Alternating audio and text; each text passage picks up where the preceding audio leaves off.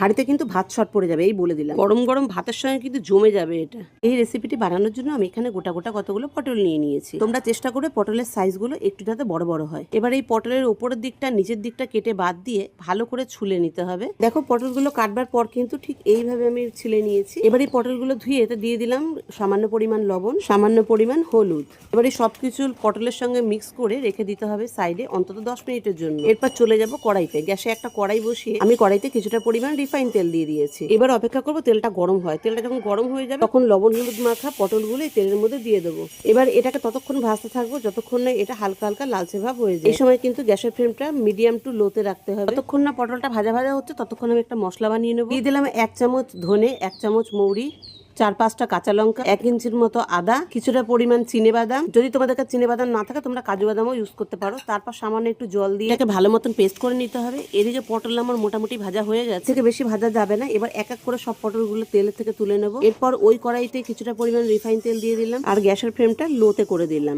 এরপর এতে অ্যাড করে দেবো গোটা গরম মশলা। এতে কিন্তু খাবারের টেস্টটা অনেকটা বেড়ে যায়। এরপর দিয়ে দিলাম কিছুটা কালো জিরে। এই পটলে কালো জিরে আর গরম মশলা ফ্লেভারটা কিন্তু খুব ভালো লাগে। তারপর তেলে দিয়ে দিলাম আগে থেকে কুচিয়ে রাখা টমেটো। এই টমেটোটাকে কিন্তু গ্যাসের ফ্লেমটা লোতে রেখে একটু ভাজতে হবে। দেখো মিনিট 2-3 যখন আমি ভাজলাম তখন কিন্তু টমেটোটা পুরো গলে গেছে। এরপর এখানে অ্যাড করে দেবো আমার পেস্ট করে রাখা মশলা। এবার এই মশলা বাটিটা ধুয়ে সামান্য পরিমাণ জল এটাকে ভালো মতন কষাতে হবে মিডিয়াম টু লো ফ্লেমে রেখে গ্যাস। পরে এতে অ্যাড করে দেবো পরিমাণ মতন লবণ, পরিমাণ মতন হলুদ, সামান্য পরিমাণ কাশ্মীরি লঙ্কার গুঁড়ো কালারের জন্য। যেহেতু আমি আগে কাঁচা লঙ্কা দিয়েছি ওই জন্য কালারের জন্য এটা দিলাম। তোমরা যে যেরকম ঝাল খাও সেই বুঝে লঙ্কার গুঁড়ো দেবে। এরপর এই সমস্ত মশলাকে একটু সময় নিয়ে কষিয়ে নিতে হবে। লক্ষ্য রাখবে গ্যাসের ফ্লেমটা যাতে হাই না থাকে। এরপর এতে অ্যাড করে দেবো আমি 50 গ্রামের মতো টক দই। এখানে তোমরা লক্ষ্য রাখবে দইটা যেন রুম টেম্পারেচারে হয়। যদি দইটা ঠান্ডা হয় তাহলে কিন্তু কড়াইতে দিলেই ছানা কেটে যাবে। এবারে দইটা ডাইরেক্ট না দিয়ে একটু ফেটিয়ে তারপর দিয়ে দিতে হবে। দইটা দেবার পর এই বাটিটা ধুয়ে সামান্য একটু জলও দিয়ে দিলাম। এরপর আবার এই মশলাটা কষাতে হবে 2 থেকে 3 মিনিটের জন্য গ্যাসের ফ্লেম লোতে রেখে। মশলাটা কষাতে কষাতে যখন দেখবে সাইড থেকে তেল ছেড়ে দিচ্ছে তখন আমি পটলগুলোর মধ্যে দিয়ে দেবো।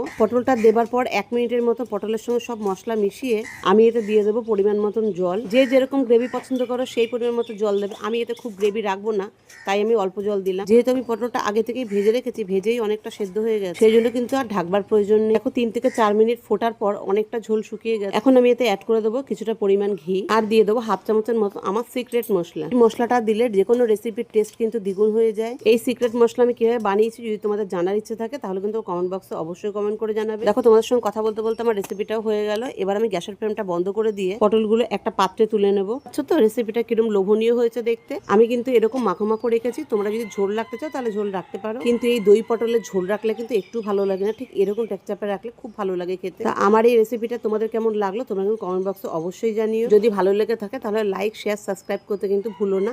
কমেন্ট তো অবশ্যই করবে। তবে আজকে এই পর্যন্তই থাকলো, বাই বাই।